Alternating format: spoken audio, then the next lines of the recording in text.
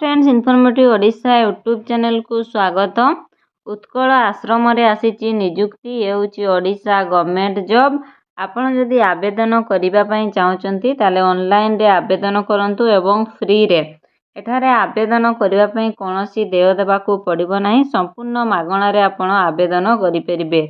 Salary रही per month 10,000 टंका। Last date रही 3/12/2024 डिसेम्बर 3 तारिख अच्छी लास्ट डेट। आपड़ चाहिए आवेदन करें। समस्त जिलार प्रार्थी मैंने एठारे आवेदन करें। समस्त इनफॉरमेशन जानापी भिडटी को शेष पर्यंत देखूँ। जदि चैनल रे नुआ करी आसिचंती चैनल को सब्सक्राइब कर दियंतु और पाखरे थिबा नोटिफिकेशन बेल को क्लिक कर दियंतु, जहा फल मु जेकोसी जॉब वैकेंसी वीडियो आनिबी आपणक पाखरे पहुँची पारिबो सर्वप्रथमे। आसंतु आजिर वीडियो रे जानिबा उत्कल आश्रम रे आसीथिबा निजुक्ति सुजोग विषय रे। बालाश्रम रिक्रुटमेंट 2024 रो details. Organisation name Utkal Balashram Odisha. Category Odisha government job. Name of the post various post. Application mode online रे ईमेल साहाय्य आपण आवेदन करि परिबे। ईमेल आईडी मध्ये देई देछि, आपण स्क्रीन रे देखि पारुथिबे। एही ईमेल आईडी साहाय्य रे आपण आवेदन करि परिबे। आपणकर hard copy submitted through register post बा स्पीड पोस्ट साहाय्य रे आपणकर हार्ड कॉपी को सबमिट करि परिबे। Who can apply all Odisha candidate आवेदन करि परिबे। प्लेस ऑफ पोस्टिंग ओडिशा रे रहिबो। लास्ट डेट रही डिसेम्बर 3 2024 रही last date. Gender both male and female candidate उभय महिला और पुरुष एठारे आवेदन करें।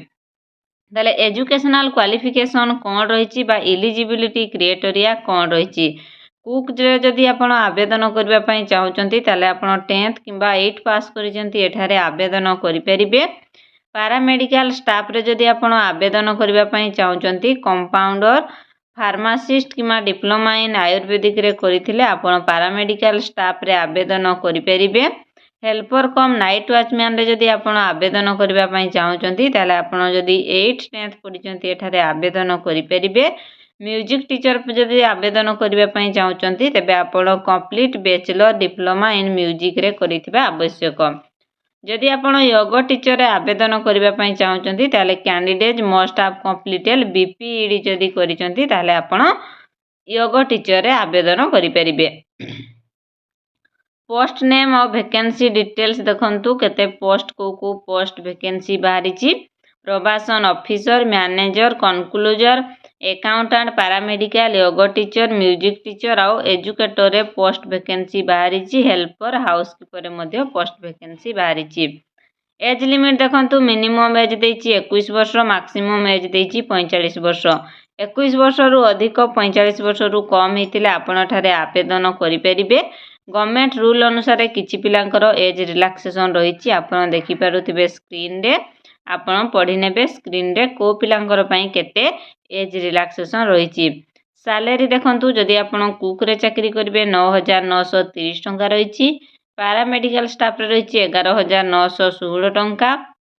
हेल्पर कम नाइट वॉचमैन रे रही 7,944 टंका।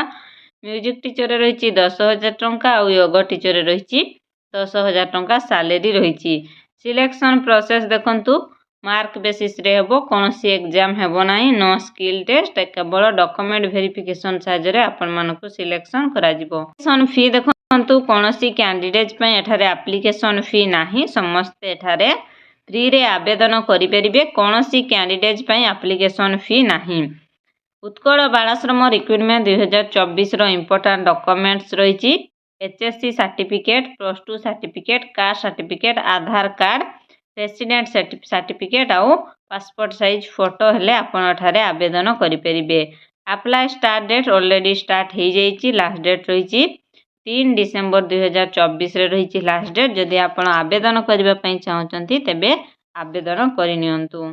देखंतु ये होची notification PDF administrated of engagement of staff agent vacant position at Utkal Balashram Brahmapur post vacancy बाहरी। आपण संपूर्ण डिटेल्स एठारे दिया जाइछि। जदि आपण प्रवासन ऑफिसर कम चाइल्ड वेलफेयर रे आवेदन करने चाहते तेबे आपण को बीए और सोशल वर्क सोशल रे आपण पढ़िथिले ଆପଣ ଏଠାରେ ଆବେଦନ କରିପାରିବେ। ସାଲେରୀ ରହିଛି 23,170 ଟଙ୍କା।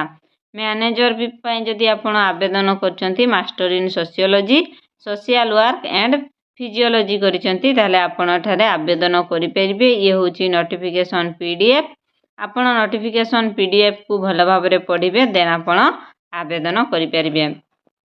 ଆଶା କରୁଛି ଆଜିର ଭିଡ଼ିଓଟି ଆପଣମାନଙ୍କୁ ଭଲ ଲାଗିଥିବ। ଯଦି ଭଲ ଲାଗିଛି ଭିଡ଼ିଓଟିକୁ ଲାଇକ୍ କରନ୍ତୁ, ନିଜ ଫ୍ରେଣ୍ଡସ୍ ଓ ସାଙ୍ଗସାଥୀକୁ ସେୟାର କରନ୍ତି। ଚ୍ୟାନେଲରେ ଯଦି ନୂଆ ଆସିଛନ୍ତି ଚ୍ୟାନେଲକୁ ସବସ୍କ୍ରାଇବ୍ କରିଦିଅନ୍ତୁ ଆଉ ପାଖରେ ଥିବା ନୋଟିଫିକେସନ୍ ବେଲ୍କୁ କ୍ଲିକ୍ କରିଦିଅନ୍ତୁ। ଆଜିର ଭିଡ଼ିଓରେ ଏତିକିରେ ବିଦାୟ ନେଉଛି। ପୁଣି ଏକ ନ୍ୟୁ ଜବ୍ ଭ୍ୟାକେନ୍ସି ଭିଡ଼ିଓ ନେଇ ଆସିବି। ନମସ୍କାର, ରହିଲି। ଜୟ ଜଗନ୍ନାଥ।